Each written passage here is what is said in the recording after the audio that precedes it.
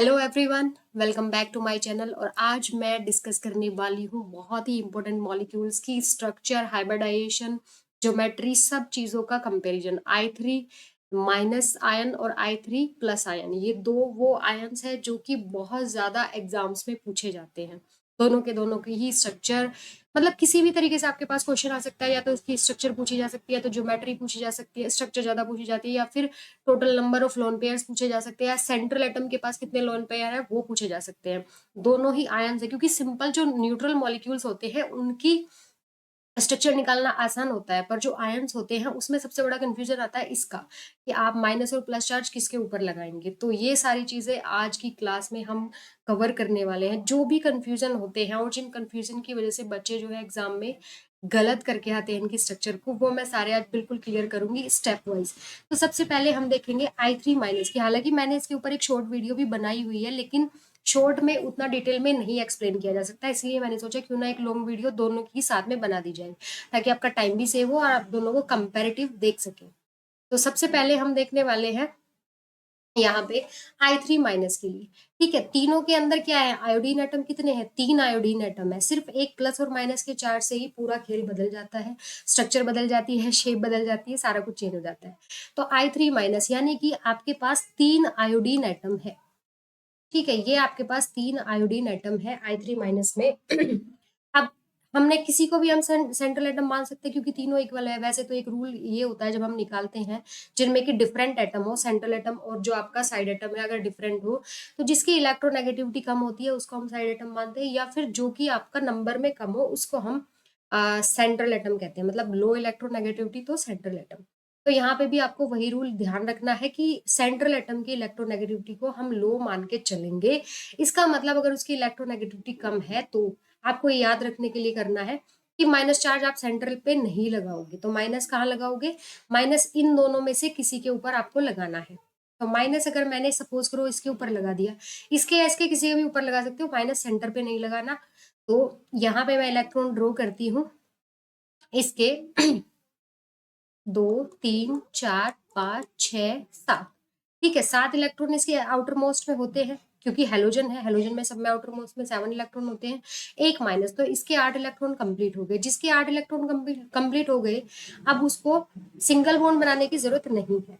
अब यहाँ पे आ जाइए, इसके पास है 1 2 3 4 5 6 7। ठीक है, 7 ही इसके पास है और 7 ही इलेक्ट्रॉन इसके पास है, क्योंकि सारे आयोडीन एटम जो है अभी तक सेम है। तो इसके 8 पूरे हो चुके हैं। जब इसके 8 इलेक्ट्रॉन पूरे हो चुके हैं, तो ये किस तरीके से बॉन्डिंग करेगा, ये बॉन्डिंग करेगा किस तरीके से, ये बनाएगा इसके साथ कोऑर्डिनेट बॉन्ड।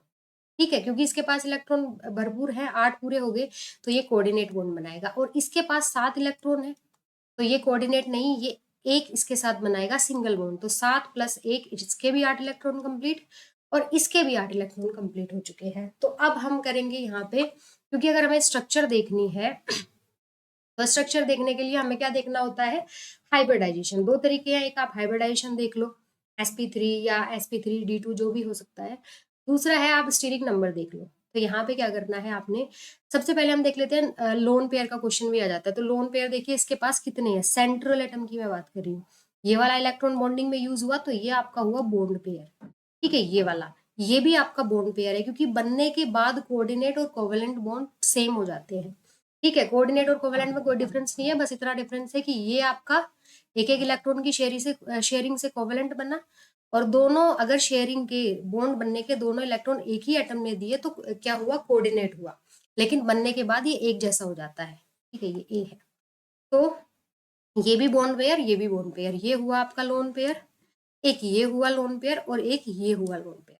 तो इसके पास total number of lone pairs कितने हैं, total number of lone pairs इसके पास 3 है, सेंट्रल एटम के पास।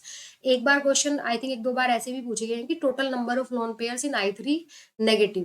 तो टोटल अगर आपको निकालने हैं तो सबके ऐड कर दो, 1 2 3 इसके पास है। ठीक है, यहाँ पे 1 2, ठीक है, 2 इसके पास है नंबर ऑफ लोन पेयर्स। तो इस तरीके से आप सबके टोटल ऐड करके निकाल सकते हो। इसके पास भी 3 ही होंगे, क्योंकि एक माइनस जो है ये भी इलेक्ट्रॉनिक काउंट होगा, तो इसके पास भी 3 होंगे। तो टोटल आपको इस तरीके से निकालने हैं। अब हमें सेंट्रल एटम को देखना है। तो सेंट्रल एटम को अगर मैंने देखना है, तो यहाँ पे हम निकालेंगे हाइब्रिडाइजेशन। एक तरीका बिल्कुल सिंपल है जो आप ऐसे निकाल सकते हैं। मैंने यहाँ से शुरू किया, ऐसे आप क्लॉकवाइज चलिए। इसको मैंने, इस वाले लोन पेयर को मैंने एस दे दिया, ठीक है। एस के बाद क्या आता है, इस वाले लोन पेयर को मैंने दे दिया पी, इस वाले बॉन्ड पेयर को भी पी दे दिया, एस पी पी, इस वाले को भी पी दे दिया और इस वाले को दे दिया डी। इस तरीके से हम क्लॉकवाइज चले, ठीक है। जैसे जैसे हाइब्रिडाइजेशन आता है तो क्या निकल के आया, sp3d। अगर आपको ये कंफ्यूजिंग लग रहा है, ये शॉर्ट ट्रिक है, ठीक है, हमेशा काम करेगी और सही ही निकल के आएगा। बस आपने लोन पेयर और बॉन्ड पेयर सबको इंक्लूड करना है और पाई बॉन्ड में से, ठीक है, पाई बॉन्ड अगर कहीं डबल बॉन्ड आता है तो सिर्फ एक को ही इंक्लूड करना है, दोनों को नहीं करना। दूसरा तरीका क्या है, आप स्टीरिक नंबर निकाल लीजिए। स्टीरिक नंबर क्या होता है, number of bond pairs plus number of lone pairs. Bond pair कितने हैं, 2 बॉन्ड पेयर है, प्लस लोन पेयर कितने हैं, सेंट्रल एटम से, ठीक है। जो ज्योमेट्री या स्ट्रक्चर निकालेंगे उसमें सिर्फ सेंट्रल एटम का रोल है, साइड एटम को वहां पे आपने नहीं इंक्लूड करना है। तो 2 बॉन्ड पेयर और इसके पास 3 लोन पेयर, तो टोटल क्या हुआ, 2 और 3 5, तो स्टीरिक नंबर आ गया इसका 5, ठीक है। स्टीरिक नंबर 5 का मतलब क्या हो सकता है, स्टीरिक नंबर 5 का मतलब हो सकता है यहाँ पे कि एक एस, ठीक है, 3 पी और एक डी।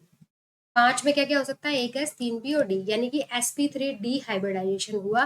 और sp3d हाइब्रिडाइजेशन के बारे में अगर आपने पढ़ा होगा तो वो क्या होता है, 5 कोनों वाली स्ट्रक्चर होती है। कैसे, सेंटर में आपका एक आयोडीन, ठीक है, 3 आपके होंगे इक्विटोरियल और 2 होंगे आपके एक्सियल। तो मैंने यहाँ पे बना दिया आयोडीन सेंटर वाला, ठीक है। थोड़ा साफ सुथरा बनाने की कोशिश करूंगी मैं यहाँ पे स्ट्रक्चर को। तो ये आपके, क्योंकि 3 क्या है, लोन पेयर और 2 है बॉन्ड पेयर, ठीक है। 3 लोन पेयर 2 बॉन्ड पेयर। अब यहाँ पे आप लोन पेयर कहाँ लगाए, ये आपकी ये वाली पोजीशन 3 जो होती है, जो 120 के एंगल पे होती है, ये होती है इक्विटोरियल और ये above the plane, below the plane, ये एक्सियल। अब बेंड्स रूल कहता है कि जो लोन पेयर है, lone pair always occupies equatorial position, ठीक है। बेंड्स रूल के ऊपर भी मैंने एक शॉर्ट वीडियो बनाई हुई है, आप उसमें देख सकते हैं कि ऐसा क्यों होता है। तो ये आपके तीनों के तीनों किस पे चले जाएंगे, इक्वेटोरियल पोजीशन पे चले जाएंगे। और बाकी के जो आपके 2 आयोडीन एटम बचे हैं वो कहाँ जाएंगे, वो जाएंगे यहाँ पे, ठीक है। ये होती है आपकी TBP geometry, not structure, it is TBP geometry, ठीक है। अब अगर आपको स्ट्रक्चर देखनी है तो स्ट्रक्चर में हमको सिर्फ हम एटम को ही इंक्लूड करते हैं, स्ट्रक्चर में हम सिर्फ एटम को इंक्लूड करते हैं। लोन पेयर मतलब इलेक्ट्रॉन का जो पेयर है उसको नहीं देखते। तो इलेक्ट्रॉन पेयर को अगर मैं यहाँ से आप जो है क्या कर दे, डिलीट कर दूं या जो भी कर दूं, सिर्फ आपने देखने हैं कि एटम तरीके से लाई कर रहे हैं। तो ये तीनों एटम्स मेरे इस तरीके से एक लाइन में है, ठीक है। एक ये, एक इसके ऊपर, एक इसके नीचे। एक लाइन का मतलब क्या है कि लीनियर।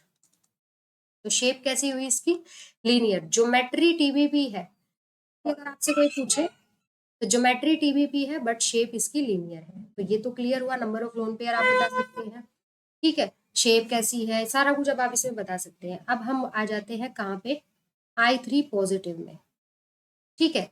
इसका भी ऐसे ही करेंगे। इसमें बस डिफरेंस क्या है, चार्ज का है। चार्ज अगर आपने सही एटम पे लगाया तो फिर कोई गड़बड़ नहीं होगी। 3 आयोडीन एटम सबसे पहले ड्रॉ कर लीजिए। उसके बाद हमने क्या करना है इसके बाद मैंने करना है कि प्लस चार्ज किस पे लगाए। मैंने बोला था कि सेंट्रल एटम को हमेशा मान के चलते हैं कि more electropositive comparative to side atoms, तो प्लस हम सेंट्रल पे लगाएंगे। तो प्लस सेंट्रल पे लगाया तो 7 इलेक्ट्रॉन होते थे, 7 में से एक चला गया इसका, आउटर मोस्ट में 7 होते तो 7 माइनस 1 यानी कि 6 बचे। तो यहाँ पे 2 4 और 6, ठीक है। ये मैंने 6 इलेक्ट्रॉन इसके ड्रॉ कर दिए। इसके पास तो 7 ही है, 2 4 6, ठीक है। तो 7 7 इलेक्ट्रॉन साइड वाले एटम्स के, और सेंट्रल के हो गए हमारे कितने, 6 इलेक्ट्रॉन। अब क्या करेंगे, क्योंकि इसके पास 7 इलेक्ट्रॉन है तो ऑक्टेट कंप्लीट करने के लिए सिंगल बॉन्ड बनाया इसके साथ। तो 7 + 1 यानी कि 8 कंप्लीट हुए इलेक्ट्रॉन, ऑक्टेट कंप्लीट हुई। पहले ऑक्टेट ही कंप्लीट करेगा हमेशा एटम, क्योंकि stability is the main factor. तो इसका भी ये हुआ, इसने भी कंप्लीट कर लिए। तो यहाँ पे इसने क्या बनाया, सिग्मा बॉन्ड बनाया, कोवेलेंट बॉन्ड बनाया, इसके भी 8 कंप्लीट हो गए। अब क्या करना है अब हमने देखना है यहाँ पे क्या, हाइब्रिडाइजेशन, ठीक है। Number of lone pair, hybridisation वही देखेंगे। तो एक लोन पेयर ये है और एक लोन पेयर ये है और 2 है बॉन्ड पेयर। क्लॉकवाइज चले, क्लॉकवाइज चल के हम शुरुआत कर ले, कहीं से भी कर सकते हैं आप, इसमें ऐसा कोई वो नहीं है। तो मैं यहाँ से कर रही हूँ।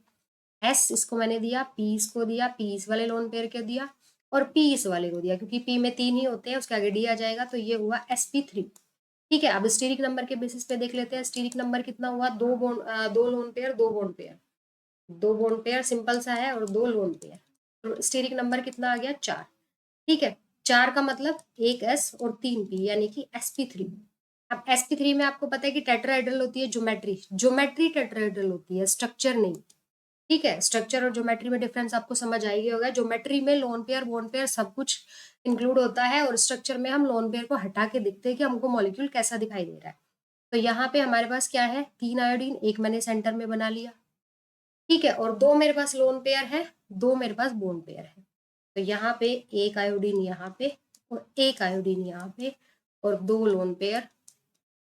कुछ कुछ स्ट्रक्चर किसके जैसी दिख रही है, वाटर के जैसी दिख रही है। जो H2O मॉलिक्यूल होता है उसमें जो होती है oxygen central atom, 2 hydrogen side में और 2 लोन पेयर, और इसको हम क्या बोलते हैं, वी शेप या फिर बेंट, वी शेप्ड या फिर बेंट बोलते हैं, मुड़ी हुई स्ट्रक्चर, बेंट। ठीक है, तो ज्योमेट्री इसकी टेट्राहेड्रल है, लेकिन स्ट्रक्चर इसकी क्या है, बेंट है। दोनों में अब आप देख सकते हो कोई कंफ्यूजन नहीं है। सेंट्रल एटम है, इसके पास लोन पेयर 3 थे, इसके पास लोन पेयर 2 है। सेंट्रल एटम की बात कर रही हूँ। टोटल लोन पेयर आप देखेंगे तो इसमें कितने आए थे, 9 आए थे I think total lone pair. इसमें कितने हैं, 1 2 3। ठीक है, 1 2 3, 3 साइड के और 2 ये, कितने हो गए, 8 लोन पेयर इसमें टोटल। तो ये डिफरेंस है। इसकी ज्योमेट्री थी, क्या थी, टीबीपी। हाइब्रिडाइजेशन इसमें sp3d था, इसमें हाइब्रिडाइजेशन sp3 है। इसकी ज्योमेट्री थी टीबीपी, इसकी ज्योमेट्री है टेट्राहेड्रल। इसकी शेप आई थी लीनियर, टीबीपी ज्योमेट्री होने के बाद भी लीनियर शेप आई थी, जबकि लीनियर आपकी आती है किसमें, इनिशियली आ जाती है sp में, जैसे कि इसमें है BeCl2। ठीक है, तो लीनियर आई है क्योंकि लोन पेयर जो है को नहीं देखा जाता स्ट्रक्चर में, जहाँ पे एटम प्रेजेंट होगा वही स्ट्रक्चर दिखाई देगी। और यहाँ पे आपकी आई है क्या, बेंट शेप। तो दोनों में कितना डिफरेंस है, सिर्फ एक चार्ज प्लस और माइनस होने से इतना डिफरेंस आ जाता है। तो ये थी स्ट्रक्चर जो आपके नीट जेई सब तरह के एग्जाम में लगा के, इवन नीट और जेई आपका इसके अलावा जो है नेट तक के एग्जाम में इन तरह इस टाइप के मॉलिक्यूल्स की स्ट्रक्चर पूछी जाती है, जो कि ऐसे कंफ्यूजिंग है। क्योंकि अगर आपने चार्ज को माइनस को यहाँ पे सेंट्रल एटम पे लगा दिया तो गड़बड़ हो जाएगी, प्लस को अगर आपने यहाँ पे साइड पे लगा दिया तो गड़बड़ हो जाएगी। तो थोड़ा सा ये चीज ध्यान रखते हुए अगर आप स्ट्रक्चर निकालेंगे तो जल्दी भी निकाल पाएंगे और सही भी निकालेंगे। तो thank you so much for watching us. और अभी जो है मैं इस तरह के मॉलिक्यूल की स्ट्रक्चर शॉर्ट और लॉन्ग वीडियो में कवर करने की कोशिश करूँगी।